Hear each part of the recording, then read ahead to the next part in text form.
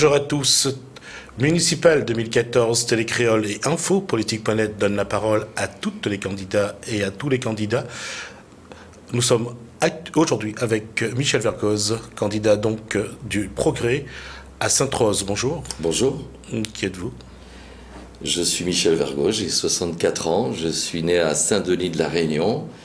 Et je suis père de 3 enfants et aujourd'hui grand-père de 2 petites filles et un petit garçon. Et j'ai quitté Saint-Denis en 1977 dès lors que je suis devenu pharmacien pour m'installer à Sainte-Rose où je vis, j'habite et je travaille depuis 37 ans. Qu'est-ce qui motive votre candidature à Sainte-Rose? Écoutez, j'ai longtemps réfléchi. D'abord, je me suis lancé avec mes amis dans les campagnes successives, présidentielles et législatives, pour tester un peu le terrain, pour écouter ce que disait la rue, la population, les habitants de Sainte-Rose, voir s'il y avait quelques animosités ou que les choses pouvaient être arrondies. Et puis je me suis aperçu qu'il y avait une réelle attente. Et il y avait une grosse interrogation sur l'entreprise de démolition générale, entreprise réalisée par monsieur Mamindi. Les gens ont aujourd'hui en main mes 12 ans de mandat à Sainte-Rose, de 1989 à 2001. Ils ont les 13 ans de monsieur Mamindi devant eux, 2001-2014. Ils peuvent comparer. Et ce faisant, pendant 2 ans, j'ai entendu sur le terrain que le constat que nous faisions tous de cette entreprise de démolition générale de la ville était une réalité. Ça, c'était le premier point. Il fallait stopper cette casse généralisée et trouver des énergies, fédérer des forces pour reconstruire. Ça, c'est une première chose. La deuxième chose, c'est un climat général également de peur, de pression, de manipulation. C'est-à-dire que les plus fragiles étaient tous les jours un peu plus fragiles que la veille.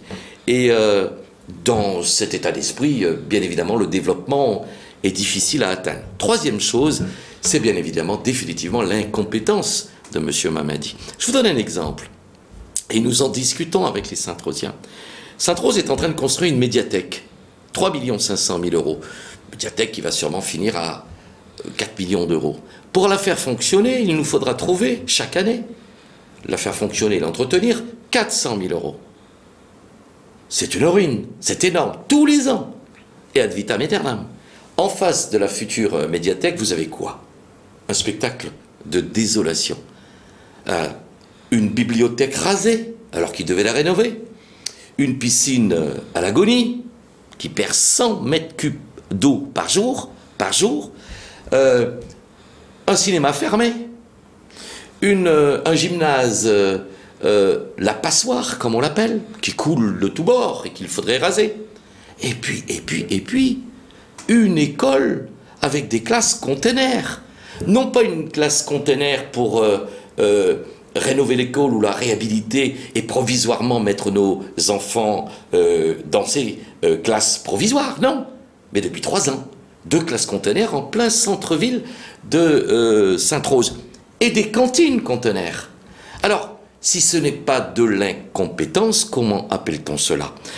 Fort de tout ce constat, et fort enfin des primaires de septembre 2013, où quelques 800 personnes font le déplacement à visage découvert, alors que je suis seul candidat, et qu'on a appelé aux autres candidatures de gauche, qui ne sont pas venues.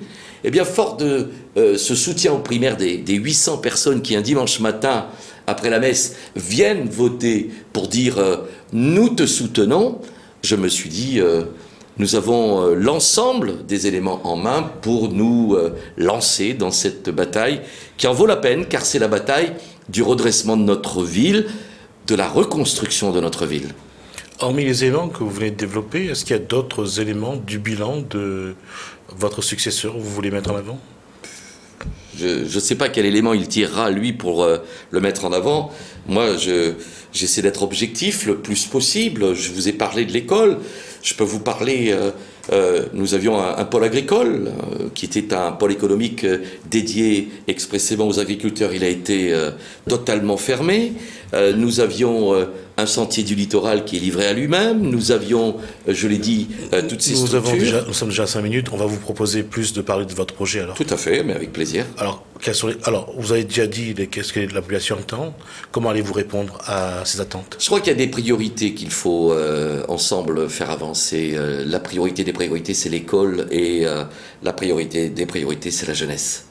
Voilà le cœur de cible. L'école, pourquoi? Parce que tout papa, tout maman aspire à ce que leurs enfants deviennent demain des hommes et des femmes avec des armes, des atouts pour pouvoir réussir dans la vie. Et c'est à l'école que cela peut se produire. La petite école, l'école communale. Nous ferons un plan pluriannuel de reconstruction de nos écoles, et l'ambition, bien sûr, c'est d'en faire une par an. Mais c'est notre ambition. Nous nous battrons pour y parvenir.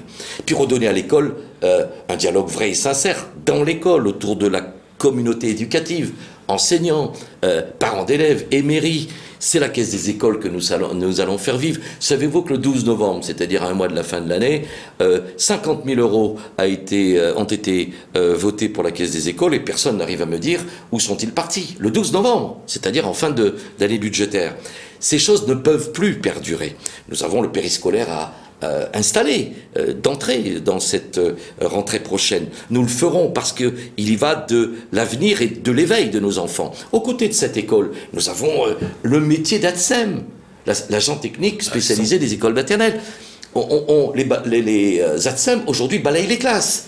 Il y a une confusion des gens, c'est-à-dire qu'on laisse aller n'importe quoi. On remettra ces ATSEM au cœur de la vie de notre petite école. Il y a les assistantes maternelles, les jeunes.